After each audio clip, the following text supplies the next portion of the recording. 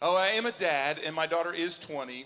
And when she was little, though, we did this thing that a lot of parents do. They save up all this money to take their kids to, like, Disney. How many of y'all been to Disney? Let's hear by applause. How many of y'all been to Disney? Yeah. Listen, we traveled all the way to Central Florida. We did, in the middle of summer, to wait in line for 45 minutes to meet Mickey Mouse. 45 minutes. We get to see Mickey Mouse. My daughter, we get a picture with her and Mickey Mouse. She kisses Mickey Mouse on the cheek, and she turns to the crowd and she says, "I kissed Chuck E. Cheese."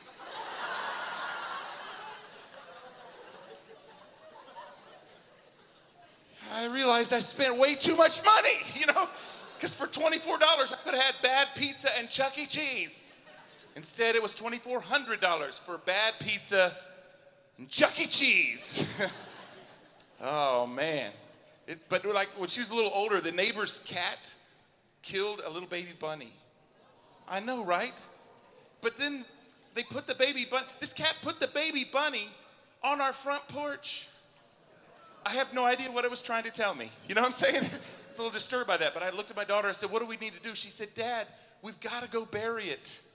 And I was like, "Okay, we'll do that." And so I got a shovel, and we carried this itty-bitty bunny on a shovel out into the woods. And it only took like one shovelful of dirt to bury this little itty-bitty. And I looked at my daughter. I said, what do we need to do? Should we say something? And she said, "Dad, I got it." And this is what my little girl did. She leaned over the hole, and she said, "I'm sorry the cat killed you. He's probably going to kill the rest of your family.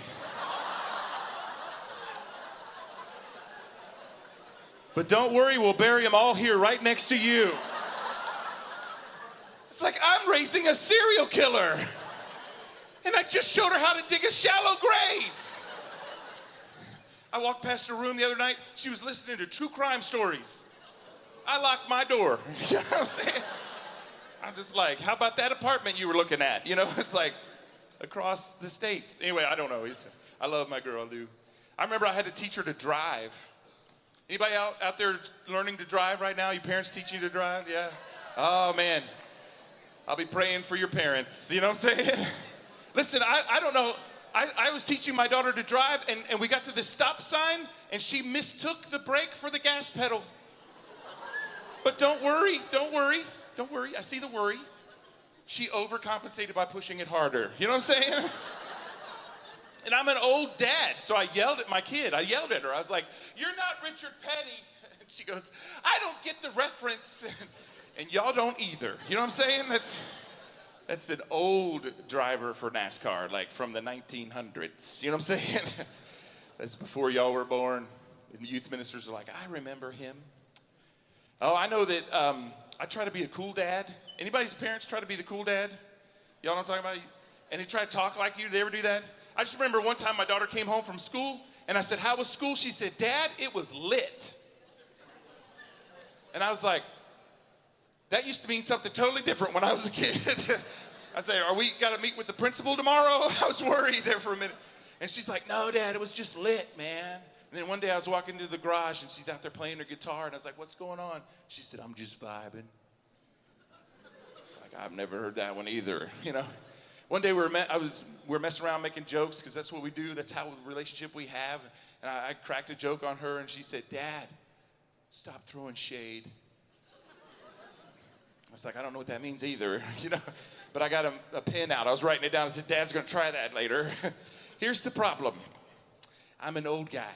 Y'all, I'm going to be 50 years old in a couple of months. Yeah.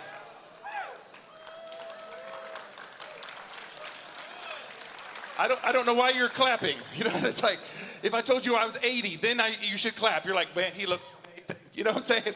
But anyway, I try to be cool, but it comes out like Shakespeare.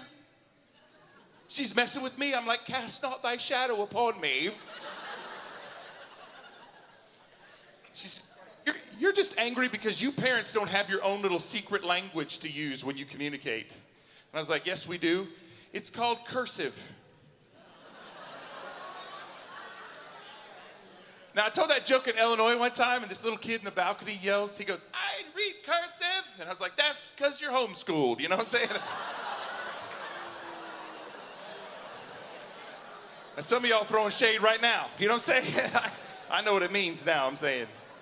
No, I knew he was homeschooled only because he had 12 brothers. And there were like 52 white 15-passenger vans out in the parking lot. I knew. I thought I was at a homeschool convention. I was like, I don't do math. You know what I'm saying? Anybody love math? Yeah! Yeah, I hate math, man. I think you're lying. You love math. I broke up with math when they added the alphabet. Right? I was like, I don't care what your ex did or why she did it, you know? And if she doesn't want to be found, why are we looking for her? That's where I'm at, right? My daughter, when she was like going through that homeschool phase, you know, called COVID, you know, she's at home and she brings a question to me and it's one of those stupid word problems. You remember those? It's like, okay, you're on an airplane going 500 miles an hour. You're traveling 1,500 miles across the country. How long does it take you to get there? And I'm like, that's easy, sweet pea. It's 8 hours. And y'all aren't laughing because y'all know that's not right. She said, Dad, clearly it's 3 hours. I said, no, they forgot the layover in Atlanta. That's how you know you travel a lot. You know what I'm saying? She's like, you're an idiot. I know, I get it. But no, I think one of the coolest things was when my daughter came home and she said, Dad, they want you to come to our school and for career day. And I was like, okay, well, I have 2 careers. I'm a minister and I'm a comedian. Which one did you tell them? And she said, I told them a comedian, obviously. And I was like, sweet, because this is my opportunity. This is my opportunity to embarrass my daughter.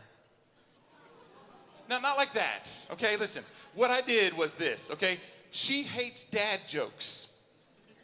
I mean, she's raised in my house. We you know, I've been not only been doing comedy, but I've been opening for some of the best comedians out there, best Christian comedians out there. She's been backstage with them. She idolized them. She uses their name saying they're the best comedian. And that's when she got grounded. But anyway, so she hates dad jokes. So I stood in front of her class and I constructed this series of all connected dad jokes. I said, I got a new job at the bread factory because I need the dough.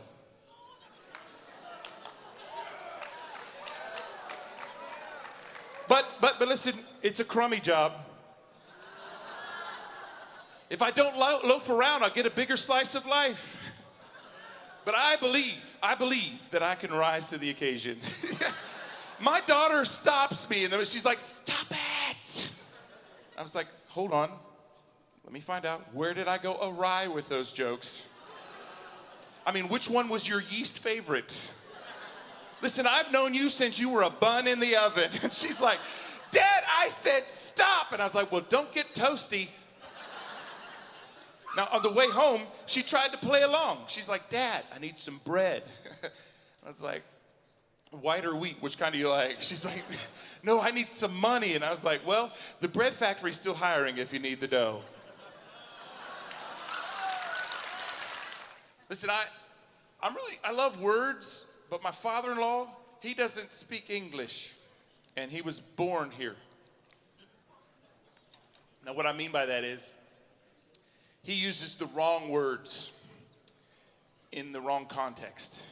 Y'all ever know? Like, I called him up. I said, what are you up to? He said, man, listen, I'm the chaplain at the VFW. And I said, well, how's it going? He said, well, it burned down.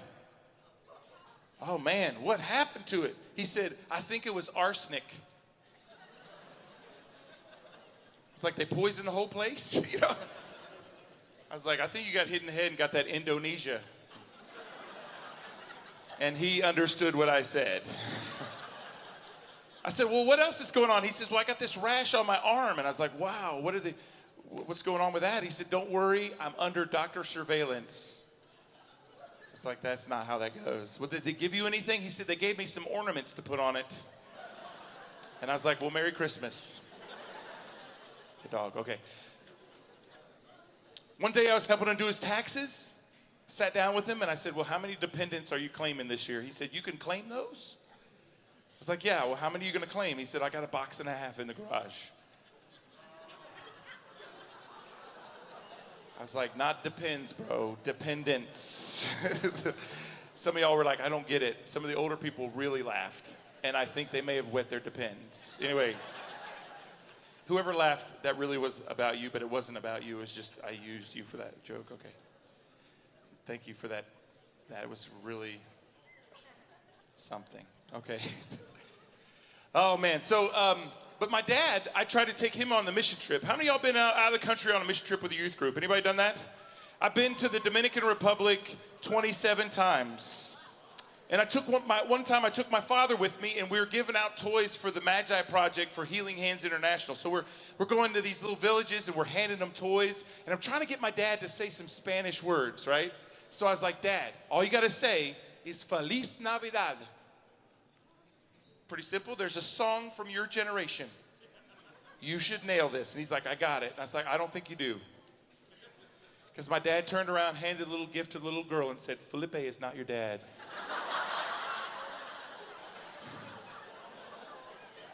We're not allowed at that village anymore. Because Felipe was angry. You know, I got tired of him walking around the airport asking where the banjo was. It's called banyo. Anyway, anybody here speak Spanish? Some people are like this. That means you don't. Okay, so those people are like, I do, you know. Or they said, see, then we're in. Okay. I do love learning languages. I went to this Italian restaurant one time, and the family went to our church. And so I was like, I asked my friend, and I put that in quotation marks. I asked my friend, how do you say very good in Italian? Does anybody know how to say that? It's like molto bene in Italian. He said very good in Italian. Way to go. That was slightly annoying and impressive. Okay, so, but no, it's molto bene, but he didn't tell me that. He told me something else. Now listen to this. For 6 months, the guy, Pepe, the guy from Florence, Italy, would say, how you doing, Hoss? And I'm like, molto bene. But I didn't say that. I said what my friend told me to say. Then he's like, how's your pizza? Molto bene. And he's like, okay, that's not what I said. I said what my friend told me to say. And then he's like, how's your church work going? I was like, molto bene. Then he goes, listen, I don't think you know what you're saying. 6 months, y'all. And I said, what am I saying? He said, you've been saying very sexy. I'm walking into this Italian restaurant, and he's like, how you doing? And I'm like, very sexy. How's your pizza? Very sexy. How's the church work going?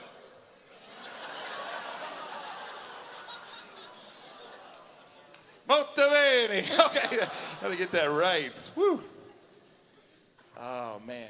I love doing all these things. And like my first mission trip I ever went on was in my neighborhood in second grade. Y'all are like, what is that? Okay, so these guys came to our town, and they were going to do what's called door knocking. Anybody ever seen that? Like back in the day, they would go to everybody's door and say, do you know Jesus, right? And I wanted to go, but my dad said, you're too young. And I said, but Dad, I want to go. And he said, you're too young. I'm in second grade. I wanted to be a preacher in kindergarten, y'all.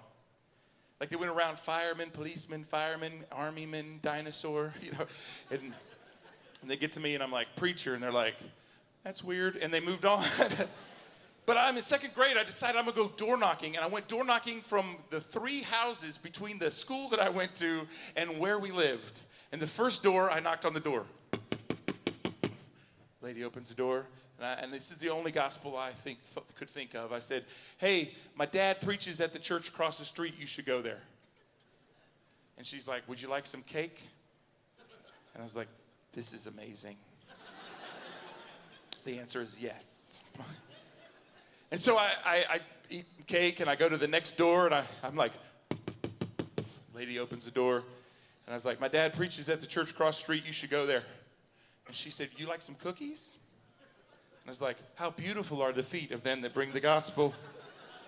That's the Bible, y'all. Okay, and I go to this next house, right? But it's like a travel trailer. It's out behind this person's house, and I could tell somebody was living there. So I reached up to this metal door, and I knocked on the door. I was like, and this old gentleman opens the door.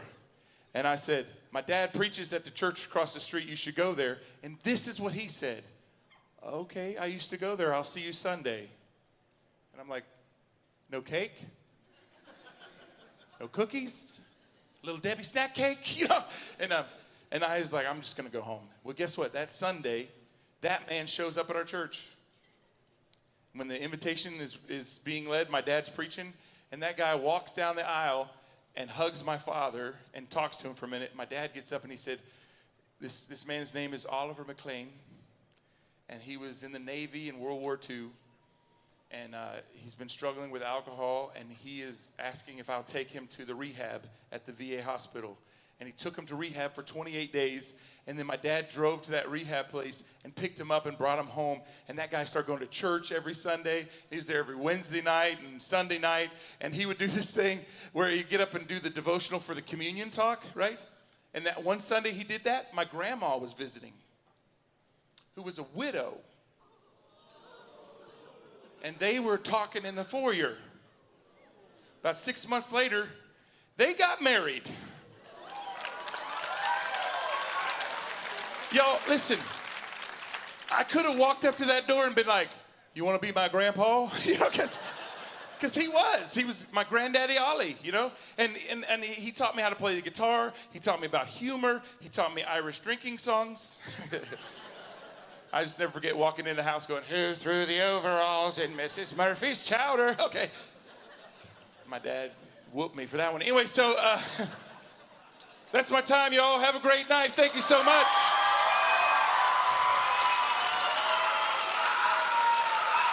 Let's give it up for Haas Ridgeway, everybody! Thank you, Haas. Yeah, do what Haas said, man. Like, go find him on social media. Go buy his merch through...